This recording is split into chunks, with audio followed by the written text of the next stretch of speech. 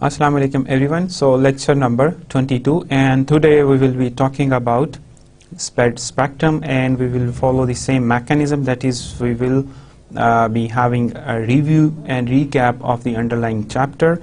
First we will have a review question, then we will quickly and fastly go through the topic that is relevant to that review question, and then we will finally try to answer that question. So let's start. These are the points which we will be going through one by one. First, we will be talking about the relationship between bandwidth of a signal before and after encoding when we talk about the spread spectrum. Then benefits of spread spectrum.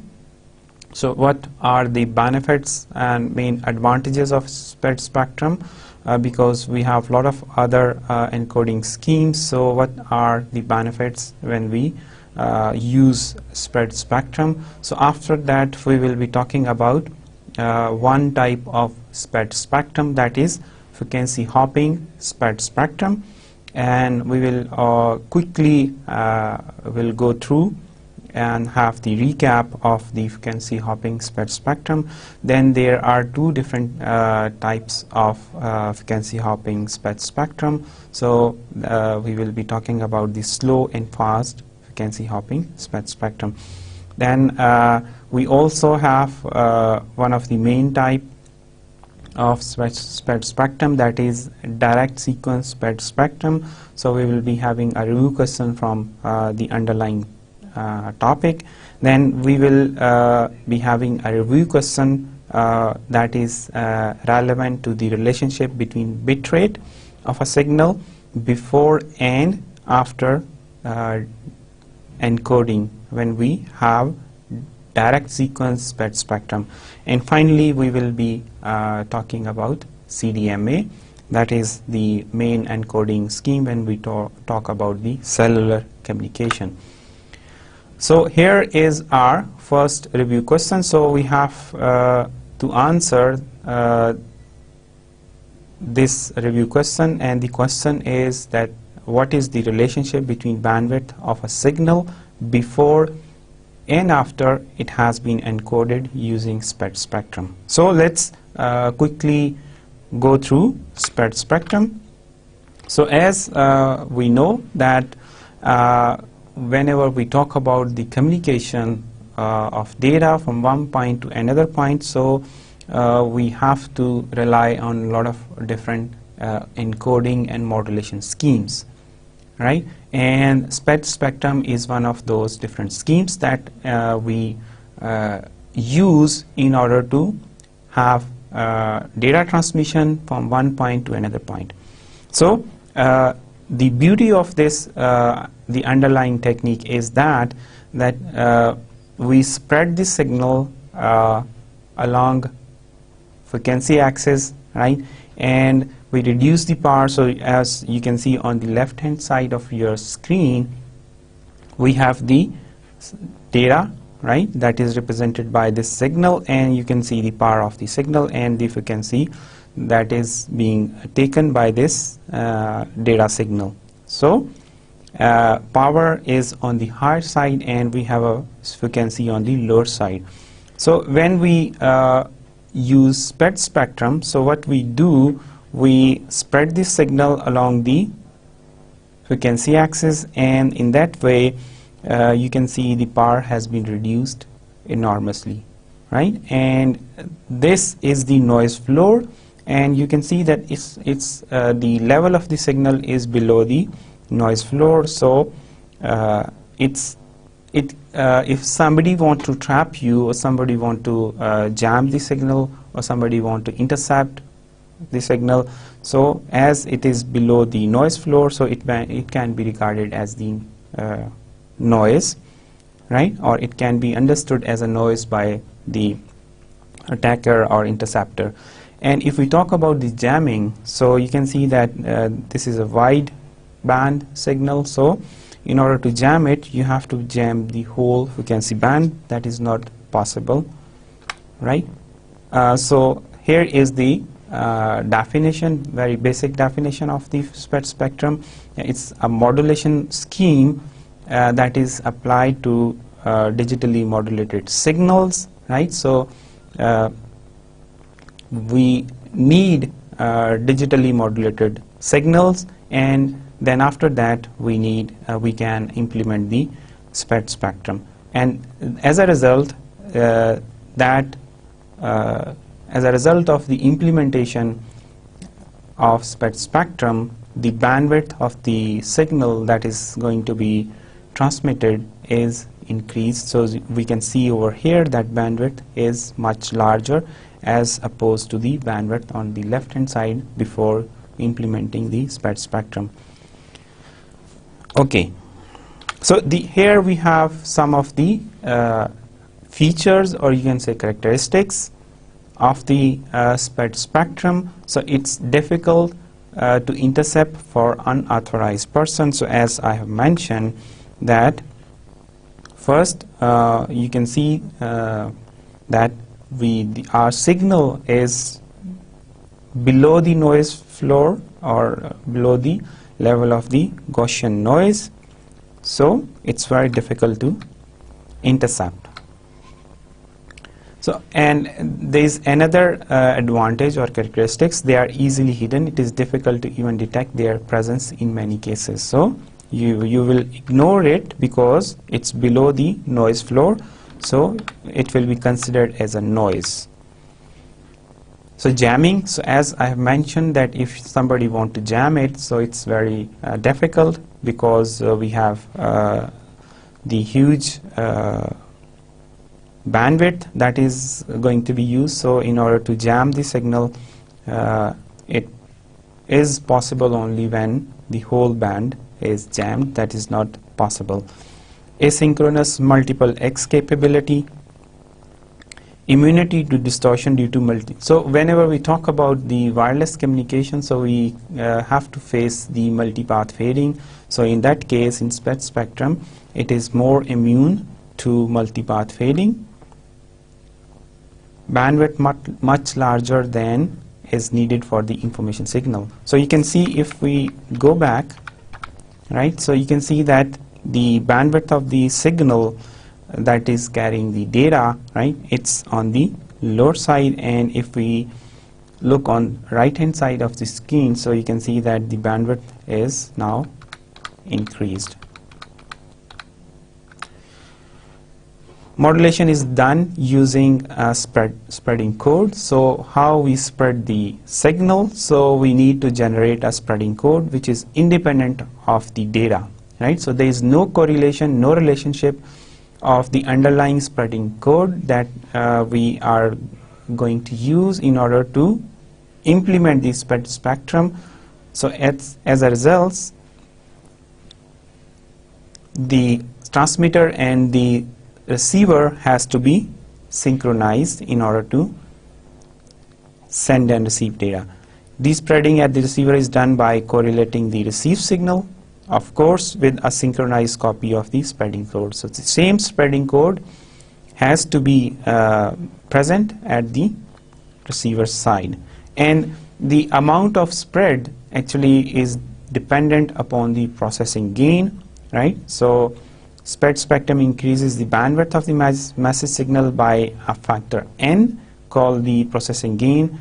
So where beta is the message signal bandwidth and BSS is the corresponding spectrum signal bandwidth. So this is the spectrum bandwidth, and here we have the original signal that is going to be transmitted, and this bandwidth is represented by beta, and you can see we have the processing gain over here. And then when we talk about the spectrum, so we have another technology, that is the narrowband wireless communication, right? So it is defined as the communication where a single frequency center with no redundancy to communicate information at high power levels chosen to overpower interference in that frequency band, right? And while the spectrum can be defined as a wireless communication using a range of frequencies to communicate information at low power. So power is also low on the lower side, defined as a wireless communication technology that uses more bandwidth than is required. So of that we have already discussed that we need more bandwidth, low power, right? So we need a low power. So here you can see this is the original signal and you can see the power. So low frequency, but you need more power in order to transmit that narrowband signal. But on the other side, if we talk about the spread spectrum, so we need lesser power in order to transmit the signal, and you can see that the spread of the frequency over the band. So here we have the comparison between the narrowband and the spread spectrum, right? So if we talk about the narrowband, it requires high power, right? Concentrated close to the carrier frequency. So you can see it need high power, range or spread of the frequencies. So its frequency is spreaded. High output power level characterized by low output power. Bandwidth of the radiator signal is very close to the information bandwidth, right? So this you can see it's very close to the bandwidth of the information signal, greater than the information bandwidth. So this is the data, right? So and after spread spectrum, this is the signal that we have to transmit. So you can see that there is a major difference between the bandwidth of the original data and the signal that is carrying, or after the encoding, the signal that has to be transmitted.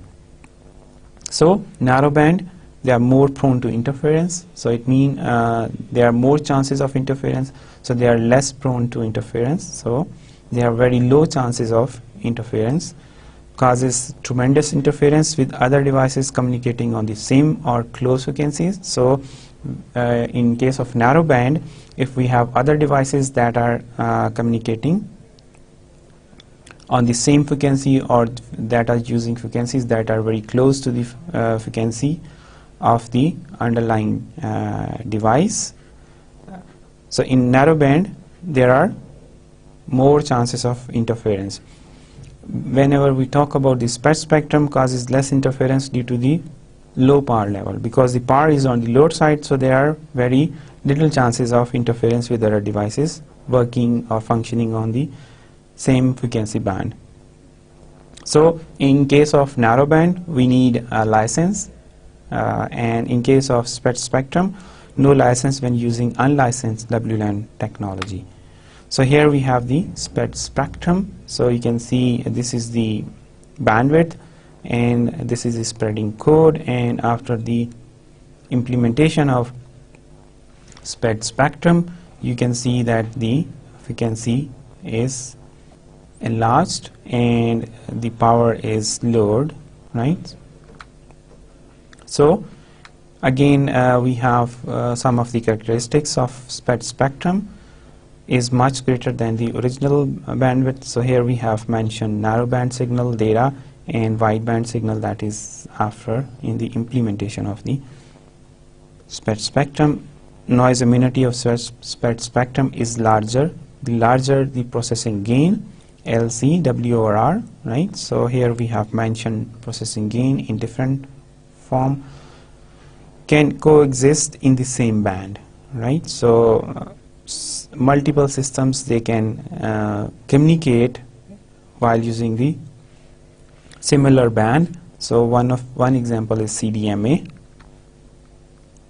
right? And here again we have some sort of maths, processing gain, and you can see that large LC improves noise immunity but requires a larger transmission bandwidth.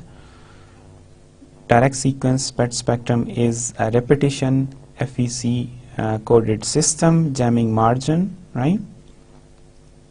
Okay, so again here we have mentioned the efficiency of the spread spectrum, how compactly transmitter signal fits into the transmission band. For instance, for binary phase shift keying with some pre-filtering. You can see the efficiency is RB over RT, right? And here we have the LC is equal to TB over TC. So here we have mentioned the energy efficiency, and quadrature phase shift keying modulation can fit twice the data rate of binary phase shift keying in the same bandwidth, right? So now after discussing SPED spectrum, we can answer our review question. So the question was, what is the relationship between the bandwidth of a signal before and after it has been encoded using SPED spectrum? So the bandwidth of course is wider after the signal has been encoded using SPED spectrum. So here is the graphical interpretation of the answer. So here we have to mention three main benefits of SPED spectrum. So first we have mentioned some of the advantages, or you can say the benefits of SPED spectrum in more and more applications in data communication. So it's being used in different technologies, for example WLAN, in cellular communication, and in Bluetooth. So there are a lot of areas, a lot of different applications where we have SPED spectrum. Security, so need a wideband receiver and precise knowledge and timing of the pseudo-random sequence. So timing is very important over here. It means the accuracy of the clock, and the receiver and the transmitter should be synchronized, and the timing in that case is very important. Timing of the pseudo-random sequence that is generated in order to implement the SPED spectrum. Jamming is very difficult, as we have discussed, and interference is very low, restricted to one frequency band sharing. So many signals can use the same frequency band, but many SPED spectrum signals raise the overall background noise level, right? Precise timing, so it's again clock can be used in a radar where accurate knowledge of transmission time is needed. So here we have three benefits of the SPED spectrum: immunity from various kind of noise and multipath distortion, that is multipath fading. It can also be used for hiding and encrypting signals. Only a recipient who knows the spreading code. So that's why we mentioned that transmitter and the receiver, they should be synchronized when we talk about the spreading code can recover. So only the receiver who know the spreading code can recover the encoded information. Several users can independently use the same higher bandwidth with very little interference using CDMA. So this is the application of SPED spectrum, and CDMA is also. So now we have a review question from frequency hopping SPED spectrum. So we have to explain what is frequency hopping SPED spectrum. So actually the original frequency hopping SPED spectrum was discovered by Hedy Lamarr and Pintest George and Thiel in 1942. They actually got the patent, and their scheme was for a frequency hopping remote control for torpedo guidance.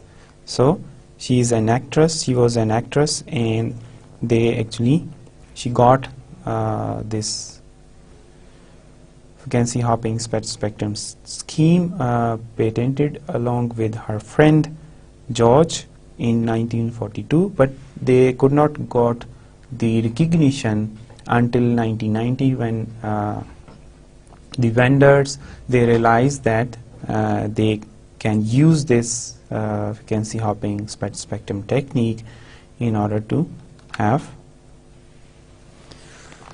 reliable and secure communication, right? So first, spread spectrum patent. By changing the transmitter frequencies in a random pattern, the torpedo control signal could not be jammed, right? So it's came from the military. So here we will be going through different steps of frequency hopping spread spectrum. So the initiating, when we talk about the call setup, right? So we have call initiator and the called party. So there is a signaling phase before the actual data starts flowing when we talk about the call, very conventional PTCL call, or maybe GSM based cellular communication based GSM call. So there is a setup time, call setup time. So during that setup time, call setup time, the transmitter and the receiver, they actually dialogue between each other, and in that dialogue they settle down certain things. For example, what sort of codec that has to be used, and what are the capabilities and capacities of the two endpoints, and so on and so forth. So similarly, here we have two parties, one is the transmitter and the other is the receiver, right? So we call initiating party sends a request via a predefined frequency or control channel, right? And then once the receiving party, that is the receiver, have received the request, it sends a pseudo number called seed to the transmitting party via the same channel, right? This is the step number 2, and the initiating party uses this seed as a variable in predefined algorithm and calculates the sequence of frequencies that must now be used to transmit the signal. Most often the period of the frequency change is predetermined. Now in fourth step, the initiating party then sends the first piece of information via the lowest band of newly generated frequency spectrum, thus acknowledging the receiving party that it has correctly calculated the sequence, right? So this is the acknowledgement. The communication begins, and both the receiving and the sending party change the frequencies along with the calculated order, starting at the same point of time. So this is the, so here you can see frequency hop spread spectrum cycle, carrier frequency, and here we have the hop periods, right? So you can see is divided into chunks and transmitted at different frequencies at different times, right? So different frequencies and different time slots, right? So cycle 1, and here we have cycle 2, right? Spread spectrum system, the carrier frequency is switched in a pseudo random fashion. The transmitter and receiver know the pattern and are synchronized, right? So here frequency, and here we have the time slot, right? So you can see we have the dwell time.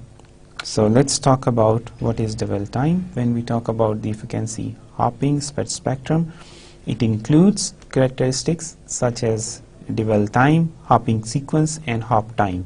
So this is the information that is important when we talk about the synchronization. These characteristics come together to make up how the frequency hopping spread spectrum system will be working, and the actual data throughput will be available. The amount of time spent on a specific frequency. So the amount of time spent on a specific frequency is called dwell time. These channels, 1 megahertz of bandwidth each, provide 79 optional frequencies on which to dwell for specified length of time. So 1 megahertz of bandwidth each, and we have 79 optional frequencies, and here the dwell time will be applicable. Then hopping sequence, so is the list of frequencies through which the FHSS system will hop according to the specified dwell time. So you can see that hopping time, right? So here you can calculate the hopping time. If we look at the time axis, you can see the time slot. The IEEE 802.11 standard section 14.6.5 states that 1 megahertz channel should be used. So as mentioned before, these channels exist between 2.402 and 2.480 gigahertz in United States and in most part of the Europe. Every station in basic service set must use the same hopping sequence. So every station must also store a table of all the hopping sequences that are used within the system. So hopping sequences must have a minimum hop size of 6 megahertz in frequency. If the device is currently communicating on the 2.402 gigahertz frequency, it must hop to 2.408. So there is a difference of 6 megahertz. You can see, you can calculate at the next hop, right? So if it's at the moment the ongoing communication is at 2.402 gigahertz, then the next hop should be at 2.408, and similarly the next hop will be at 2.4. You can add 6, it will be 14 gigahertz. So here we have the block diagram for the underlying frequency hopping spectrum transmitter. You can see the binary data to be transmitted is applied to a conventional two-tone FSK. This is FSK, frequency shift keying modulator. This is the data, serial data that is going to be transmitted. Synthesizer, we have a frequency synthesizer that produces a sine wave of a random frequency, and this random frequency is determined by the pseudo random code generator. So this pseudo random code generator, so it generates the frequency for the underlying sinusoid. These two signals are mixed together, so this is the mixer, right, and filtered. Then we have a band pass filter and then transmitted, right? So here we have the amplifier, band pass filter, and this is the antenna, and we are going to transmit the signal. Rate of frequency change is much higher than the data rate change, right? So you can see that this rate will be much higher than the data rate, right? Frequency synthesizer changes 4 times for each data bit, right? So you can see this is one data bit, 1, 2, 3, 4. So this is pseudo random sequence number generator over here. So a pseudo random code generator, right? So you can see this is operating at a higher frequency than the actual data, right? So 4 times spent on each frequency is called the dwell time, and typically less than 10 millisecond, right? So this is the dwell time for each frequency, right? So here you can see the resultant signal whose frequency rapidly jumps around, effectively scatters pieces of the signal all over the band, right? So 225, 30, right? So it's someone else monitoring the spectrum would not recognize that a transmission is being made. Due to this rapid jumping, right? So here we have the frequency hopping transmitter. So first we have discussed the transmitter, right? And here we will be going to perform the same functionality but in the reverse order, right? So it's mixed using a local oscillator. So here we have the local oscillator. So here is the requirement of the synchronization between the transmitter and the receiver. So on the receiver side, same pseudo random sequence number should be generated, right? And this is here we are generating the same sinusoid, and the frequency of this sinusoid is dependent on this PSN, right? And then we have, this is the receive signal and RF amplifier and then mixer. So we are again mixing this with sinusoid. Two-tone FSK signal from which the binary data can be extracted. So here we have the if section, and this is the frequency shift keying demodulator. So after demodulating, we will be going to extract the original data. So as mentioned again and again, timing is extremely critical in frequency hopping in order to maintain the synchronization. So here we have some of the practical examples. So Bluetooth is one of the practical example of the underlying frequency hopping spectrum. So it operates between 2.4 gigahertz to 2.4835 gigahertz, 79 different radio channels. So you can calculate that how we can have frequency allocation for the underlying those 79 different radio channels. Hops 1600 times per second for data voice links, and then it hops 3200 times per second for page and inquiry scanning. 1 megabit per second, right? And for Bluetooth version, so we have different speed for different versions, and the modulation that is going to be used is Gaussian frequency shift keying. So here we have some of the characteristics of the underlying frequency hopping spectrum. Signal is broadcasted over seemingly random series of radio frequencies allocated for the frequency hop signal. Width of each channel corresponds to bandwidth of the input signal. Signal hops from frequency to frequency at fixed interval, that is the dwell time.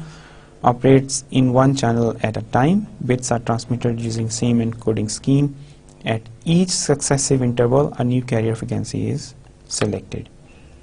So here we have channel assignment and channel use, right? So this is the channel assignment, and here the channel usage. Hopping sequence, chip period, and chipping rate, right? So of course chipping rate is on the higher side. Receiver hopping between frequencies in synchronization with transmitter picks up message advantages. So when we talk about the advantages or benefits of frequency hopping spectrum, so again eavesdropper here only unintelligible blips, right? Attempt to jam signal on one frequency succeed only at knocking out a few bits, right? So if somebody know the frequency, so only few bits will be jammed, right? So you cannot jam the whole band. Frequency hopping spectrum performance, so large number of frequencies used, that is quite resistance to jamming, right? So now we can answer our review question, that is, what is the frequency hopping spectrum? The signal is broadcasted over a seemingly random series of radio frequencies, hopping from one frequency to another frequency at fixed intervals, dwell time.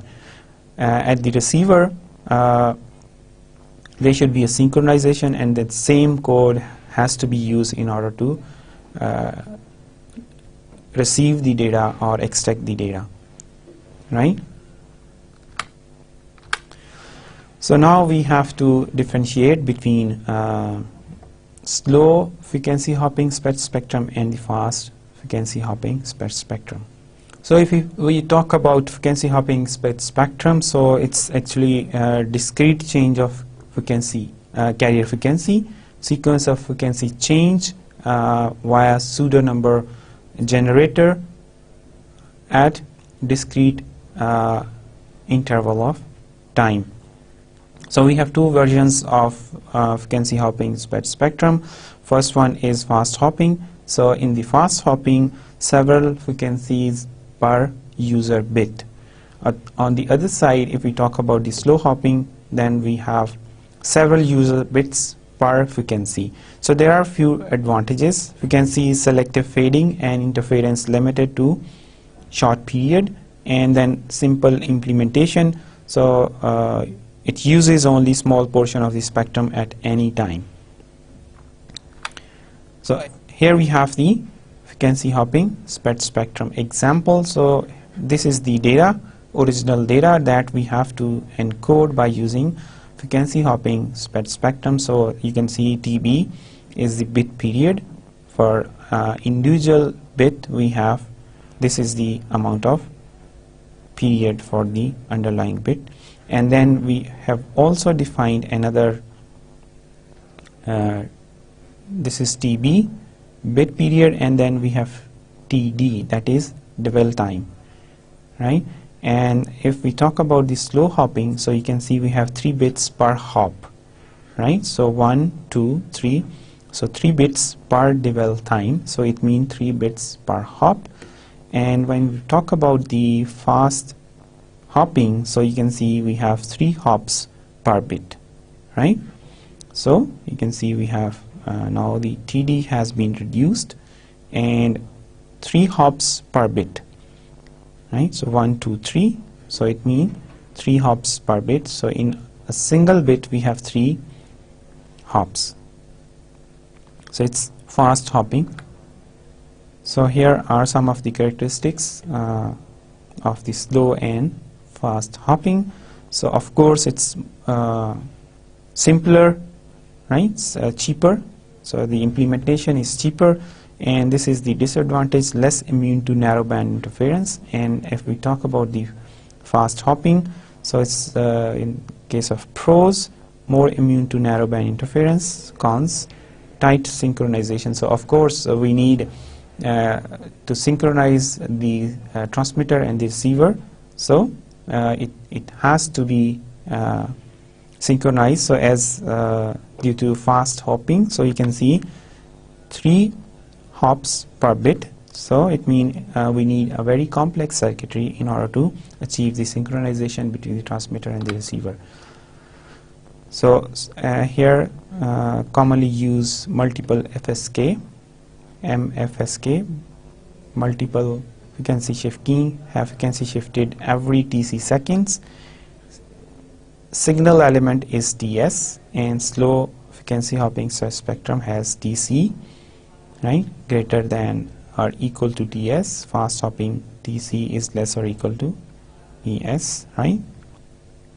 Okay, so here we have mentioned slow MFSK frequency hopping spectrum, right? So you can see that we have, and here we have the fast hopping, right? So you can see more hops are required for symbol. So here you can see in one hop, right, in one hop we can send this symbol, but here more hops are required in order to send the symbol, right? Okay, so now we can answer the question. Slow frequency hopping spectrum is equal to multiple signal elements per hop. Fast hopping frequency hopping spectrum, multiple hops per single element, right? So let me, so 3 bits per hop and 3 hops per bit, right? So this can be seen again here, right? So more hops are in order to transmit this symbol, right? So if you look here, so we have only 1 hop, right? Okay, so here we have to mention, or we have to introduce direct sequence spectrum. So increases the spectrum. So first of all, here we have mentioned again the spectrum, increases the bandwidth of the signal compared to the narrow band by spreading the signal. So we have two different types of spread spectrum. First, frequency hopping spread spectrum, and then the other one is direct sequence spread spectrum, right? So that spreads the signal by adding redundant bits to the signal prior to transmission, which spreads the signal across 22 megahertz, right? So the amount of spreading is gauged by processing gain. The redundant information bits are called pseudo-random number, PN, right? So by combining information bits, original data with higher data rate bit sequence, pseudo-random number, PN is also called chipping code, right? So we have Barker chipping code. The bits resulting from combining the information bits with the chipping code are called chips. The higher the processing gain, the higher the signal resistance to interference, right? Okay, so here we have signal spreading, right? So you can see original signal, amplitude and frequency, and spreads. So frequency, you can see the spread and reducing the power, and then we have the correlation, right? And this is the recorrelated signal. Direct sequence spread spectrum channels, 14 channels are identified, right? So you can see that channel ID, channel frequencies in US, Canada and Europe, and then we have also Japan and France. So here is the mask for spread spectrum.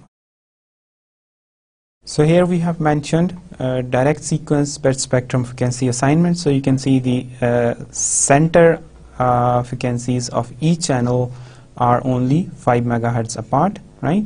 But the width of each channel is 22 megahertz wide, right? So it means that we will be having an overlapping channels in the same physical space, right? So this will be going to create an interference between different systems that are going to use those different channels, right? So you can see if we talk about theoretically, so channel 1, channel 6 and channel 11 are non-overlapping channels. So you can see here we have shown it is 22 megahertz, right? So there is a guard band of 3 megahertz in between, and then we have channel 6, channel 11. So these are, but theoretically, right? Okay. So here we will be going to mention the encoding and modulation of direct sequence spread spectrum. So we use Barker chipping code, that is the encoding scheme, and then we can also use complementary code keying, that is CCK, right? So in Barker chipping spreads one data bit across 11 redundant bits at both 1 megabit per second and 2 megabit per second.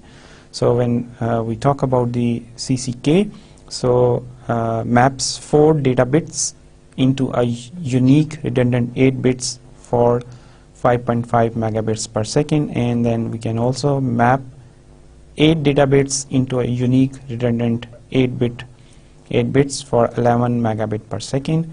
So these are the encoding schemes that are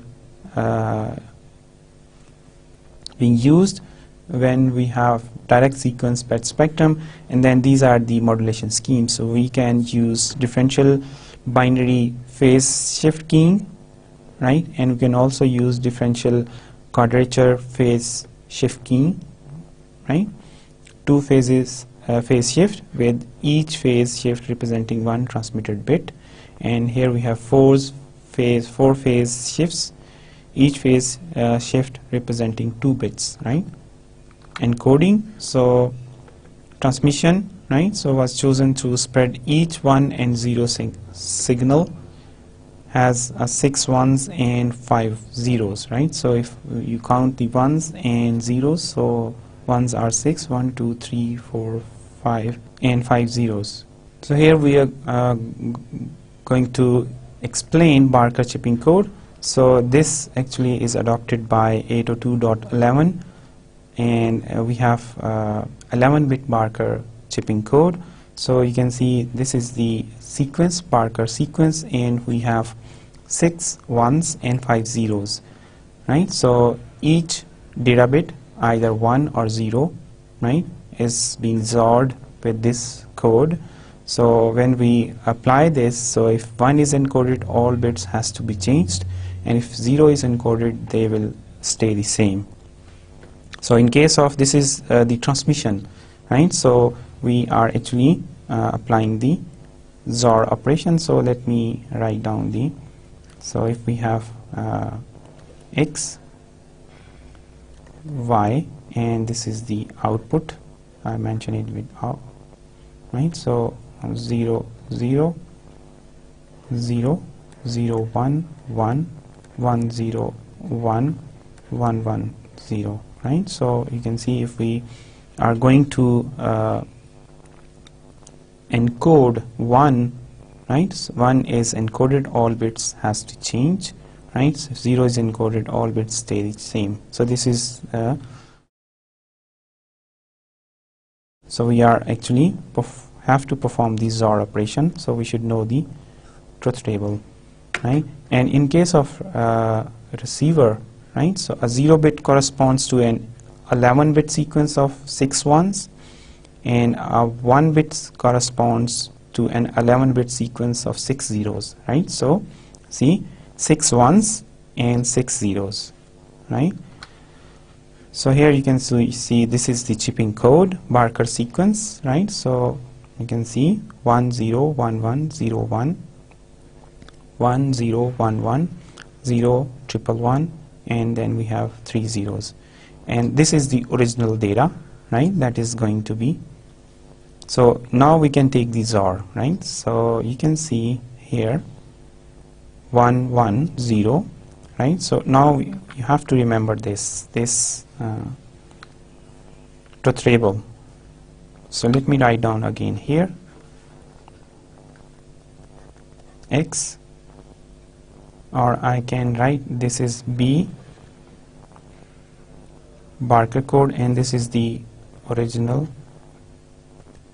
data, and then we have the spread data, right? So 0 0 0 0 1 1 1 0 1, and then 1 1 1. So you can look 1 1 0 0 1 1, right? 1 1 0, again 1 1 0 0 1 1, right? So you can look here, and then here again 1 1 0, because we have 3 ones, consecutive ones, so 3 consecutive zeros, and then again here we have 1 and 3 consecutive zeros, so we will be having 3 consecutive ones over here. So this is the data spread. So you can see 6 zeros, that is so we can count the zeros 1 2 3 4 5 6, right? So 6 zeros, so that is actually 1, and if we have this, right, so this is 0 that has to be encoded by using this Barker sequence. So you can again calculate, this is 0, right? So if we start from here, right, because this is 1 0 1, right, and here you can see this is 0 0 0, right, 1 0 1, because these are 2 ones, right? So let me write down, so here we have 1 0 0 1 1 0, 3 ones, and here we have 3 zeros, and this is all 0, right? So if I have 1 0, because this is all 0, so I have to look at 1 0 1, right? So this is 1, so let me put here again 1 0 1 1 0 1 1 1 0 0 0. right, and here you can see then we have 1 0 1 1 0 1 0 0 0 1 0 1 1 0 1 1 0 1 and 0 0 0 0 0 0 and 0 0 0. So if we count the number of ones, so 1 2 3 4 5 6, so 6 ones is equal to 0 as mentioned over here, right? 6 ones 0, right, and 6 zeros is 1, right?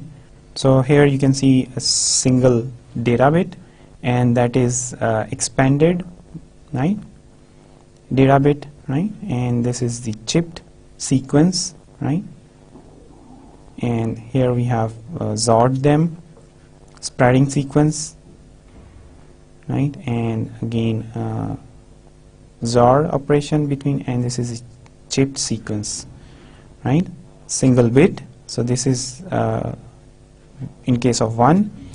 So in case of 0, this is the expanded bit, right? So in that case, right, so we have 1 0, right? So this is 1 1 1, the length, because it remained 1 throughout the length of this code, right? So this is 0, and this is the spreading sequence, and we are XORing this, and XOR operation is being applied, right, and this is the chipping sequence. And then we have complementary code keying. So here we have mentioned complementary code keying. So Barker encoding along with differential binary phase shift keying and differential quadrature phase shift keying, it allows 802.11b to transmit data at 1 and 2 megabits per second. But the complementary code keying, on the other side, it allows 802.11b to transmit data at 5.5 and 11 megabits per second, right? So it employs 8-bit chipping code, is generated, the chipping code is actually generated on the basis of the data to be transmitted, right? So here we have taken into account the data, and at a 5.5 megabit per second, 4 bits of incoming data is mapped into a unique 8-bit chipping pattern, and on at 11 megabit per second, the bits are doubled. 8 bits of data is mapped onto a unique 8-bit chipping code, right? So you can see the same 8 bits are encoded, and the resultant is 8-bit, right? So here 4 bits are encoded, and we have these 8 bits. So you can see the reason for doubling the speed, right? So we will not go into details of CCK. So now we will talk about the modulation of direct sequence spread spectrum.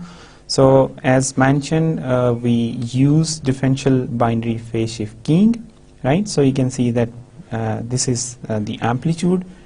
Here we have the amplitude. So let me use the pen, right? So previous symbol, next symbol, you can see that 0 phase shift, there is no phase shift, and here we have 180 phase shift, right? So if you compare, so we have a 180 phase shift, right? So, and here you can see that this is the data that is modulated 1 0 0, right? And again here you can see the phase shift, right? 1, again 1, because next one, right? And then 0, again 1, right? So when we have 0, right? So 0 phase shift from the previous symbol is interpreted at 0, right? And if we have 180 phase shift from the previous symbol, that is taken as 1, right? So here we have, you can see there is no phase shift, so it is 0, right? No phase shift, 0 from the previous, and here we have 180 phase shift, so it is taken as 1. So again here 180 phase shift, so it is taken as 1. No phase shift, right? So 0, and here again we have 180 phase shift, right? So this is the rule. Then differential quadrature phase shift keying, right? So here are the rules. Zero phase shift from the previous symbol is taken as 0 0, right? So zero phase shift, right? So you can see here there is no phase shift, so it is taken as 0 0, and then a 90-degree phase shift from the previous symbol is taken as 0 1, right? So phase shift of 90, right? So you can see this is the phase shift of 90, and then 180-degree phase shift, right? So here we have 180-degree phase shift. You can see 180, right? So this is the phase shift of 90, and here we have the phase shift of, and then a phase shift of 270 is taken as 1 0, right? So here we don't have any 270 phase shift, right? So here is the summary, and now we can also have more details regarding the direct sequence spread spectrum. Here is the circuitry, and you can see this is the serial data. So we have not gone through the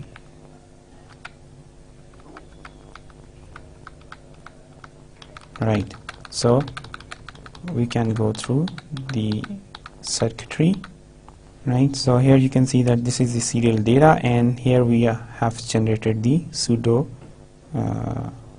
random sequence number code, and this is ZOD, and here we have the binary phase shift keying, and we can also use differential binary phase shift keying.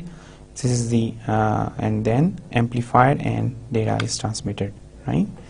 So you can see high speed phase shift keying, so slow speed phase shift keying, and modulated carrier, right?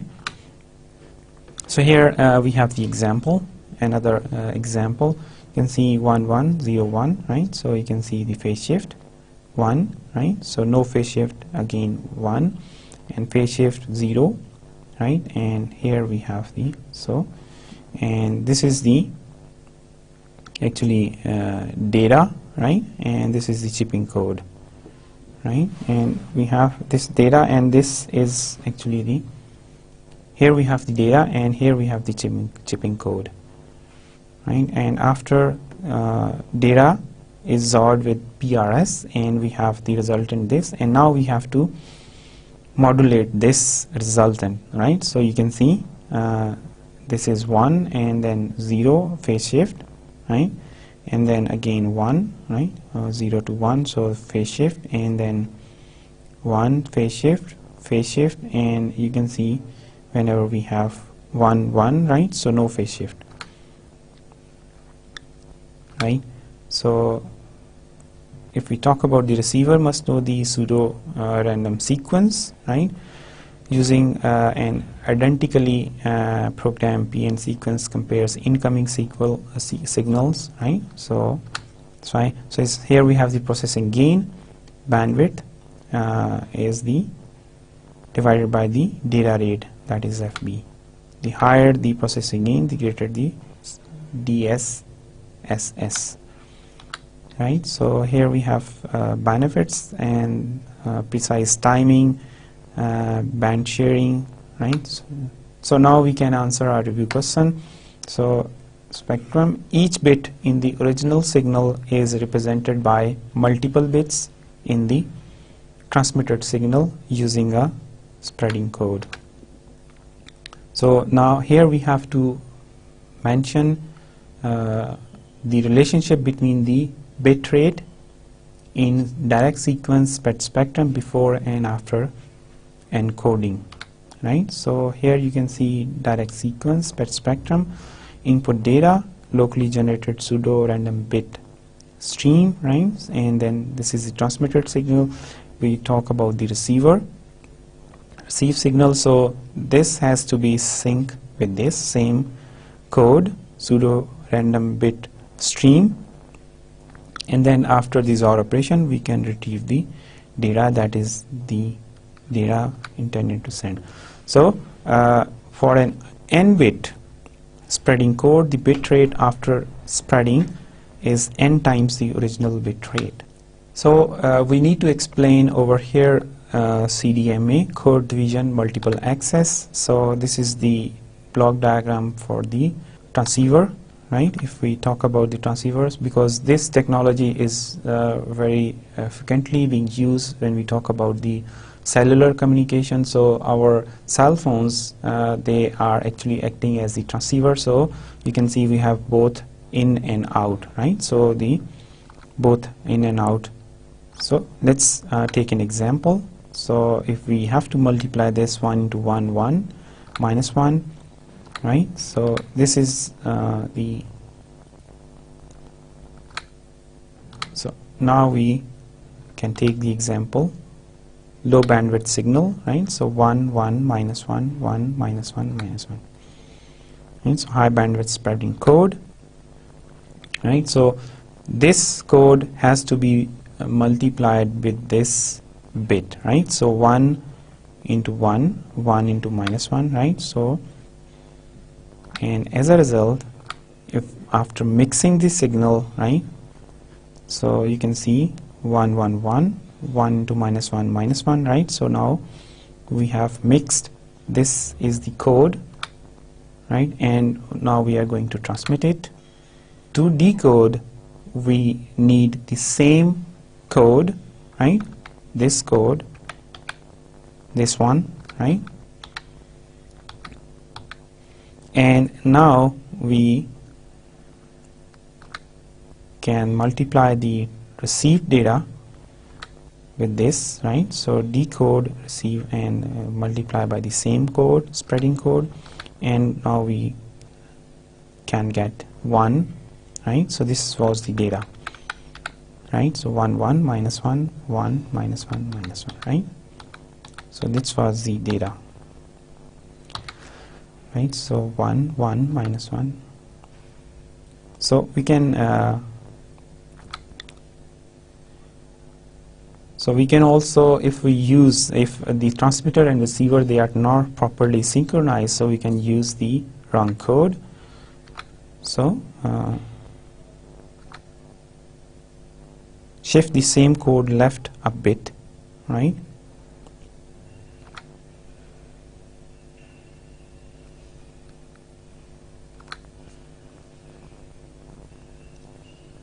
Right? So it means timing is very critical when we talk about the CDMA, right? So after precise explanation of CDMA, now we can answer our review question, that is CDMA allows multiple users to transmit over the same wireless channel using spread spectrum. So in that technique, each user uses a different spreading code. The receiver picks out one signal by matching the spreading code, right? So that's all for today's lecture. So today we talked about the relationship between bandwidth of a signal before and after encoding, and we are actually using spread spectrum encoding. And then we have talked about the benefits of spread spectrums, what benefits we are, it's immune to noise, right? And it's very hard to jam, and we also come across we can also overcome the fading, which we come across when we talk about the different wireless communication techniques. And then we talked about frequency hopping spread spectrum, and then we have two different types of frequency hopping spread spectrum, and they have their own advantages and disadvantages. So those two different types of frequency hopping spread spectrum, slow frequency hopping spread spectrum and fast frequency hopping spread spectrum are discussed. And then we talked about direct sequence spread spectrum, and then finally we have find out the relationship between bit rate of a signal before and after direct sequence spread spectrum encoding, and finally the scheme which is very prominent and which is very widely being used in cellular communication, that is CDMA, code division multiple access. We have taken an example in order to see that how CDMA is working right? And that's all for today's lecture. So आज के लिए इतना ही काफ़ी है. अपना ख्याल रखिएगा. मेरी तरफ से अल्लाह हाफ़िज़. अस्सलाम वालेकुम.